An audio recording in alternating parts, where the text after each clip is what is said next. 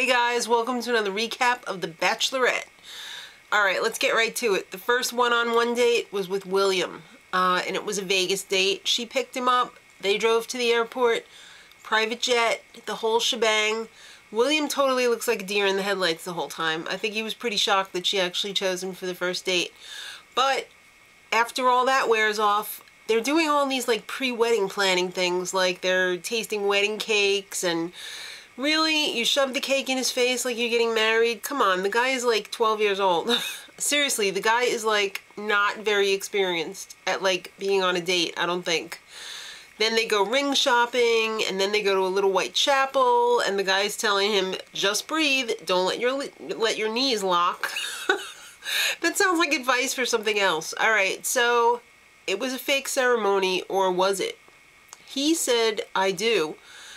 And I think that totally ruined her plans, because I think she was suspecting that he was going to say, wait a minute. But she had to drop the bomb on him and be like, I'm not ready to get married. So she liked the fact that he said yes, and they have part 2 of the dinner in the Bellagio fountain, which was extremely romantic.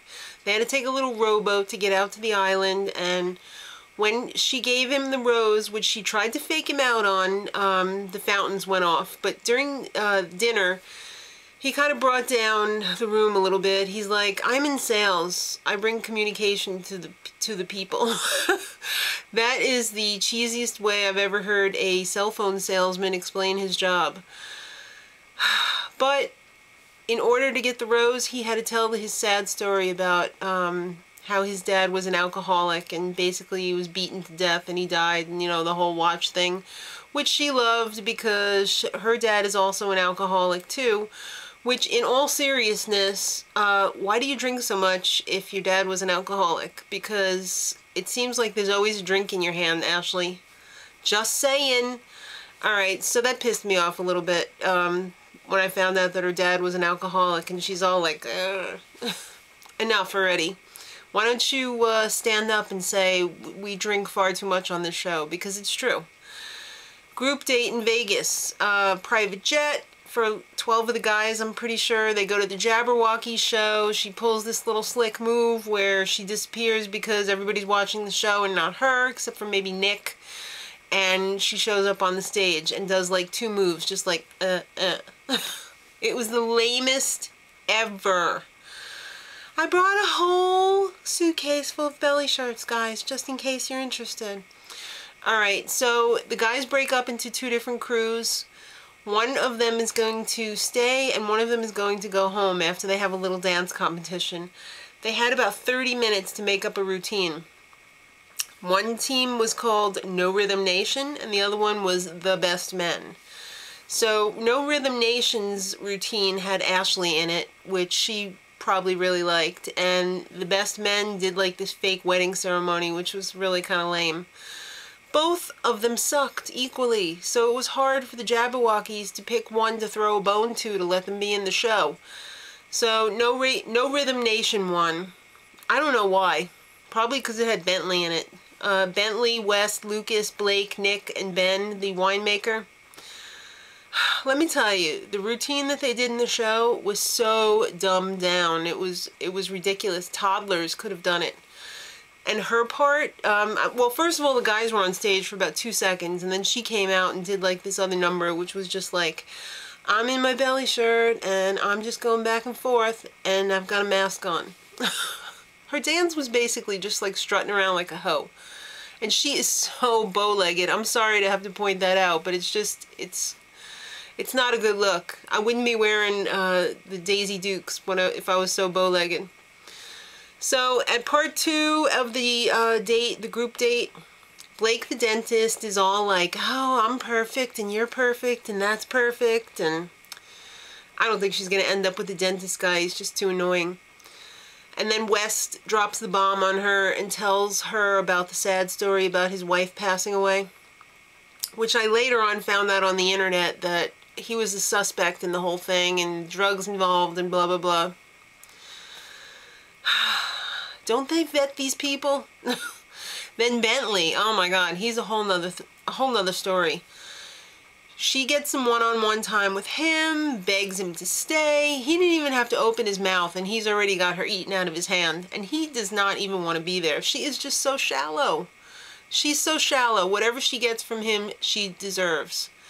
Bentley gets the date rose. Come on, everybody knows if you drop a bomb, like Wes did on the group date, you got to get the rose. But she's so dumb, she gives it to Bentley.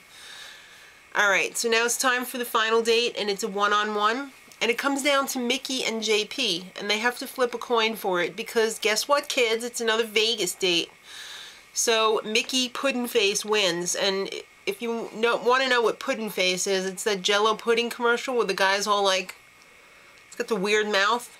I'm sorry, Mickey, but every time you smile, I think of that pudding commercial. So they go on a wine date. Where else? Alcohol.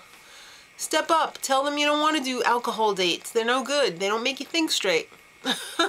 So they end up flipping for everything on the date. They flip for what kind of wine they're going to drink, who's going to get it, who's going to open it.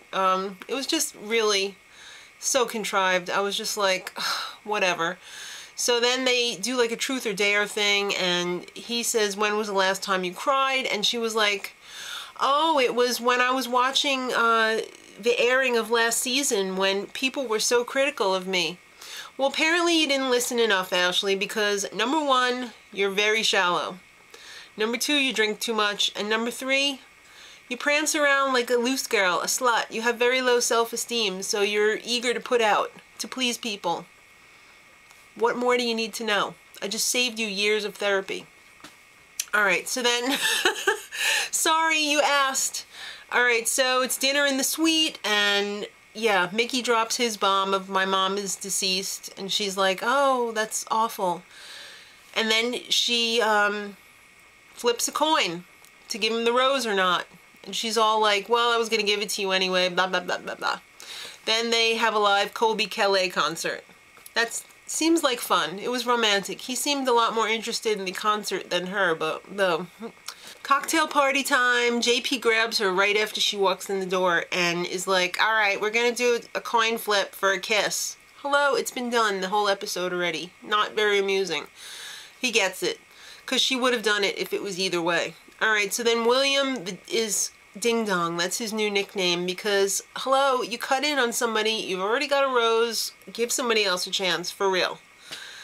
People are getting pissed, because people haven't even talked to her, and, like, it's, you know, they might be going home. It's almost time to give out the roses. Alright, Mask Dude, he was about to reveal himself when somebody cut in on him.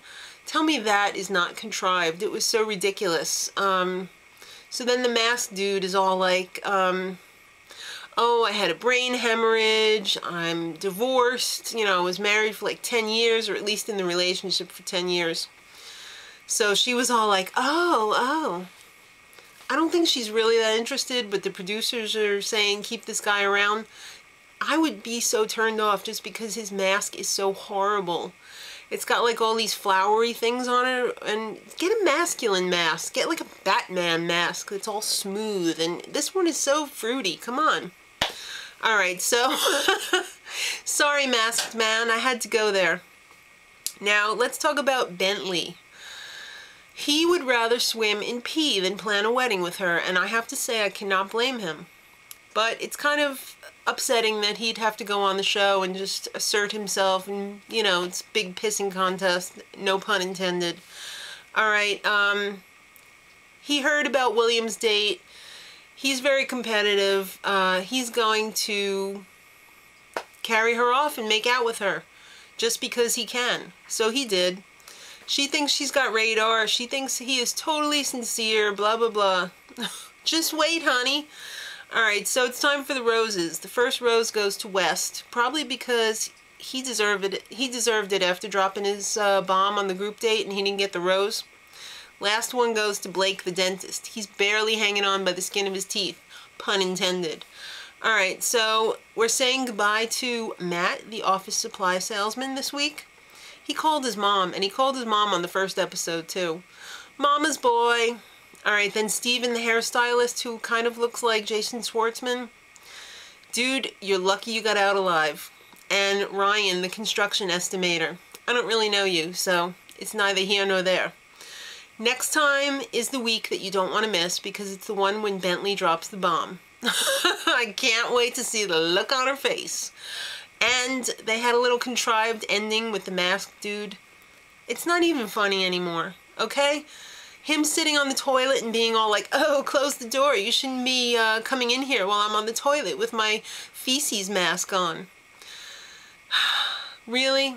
Till next week, much love.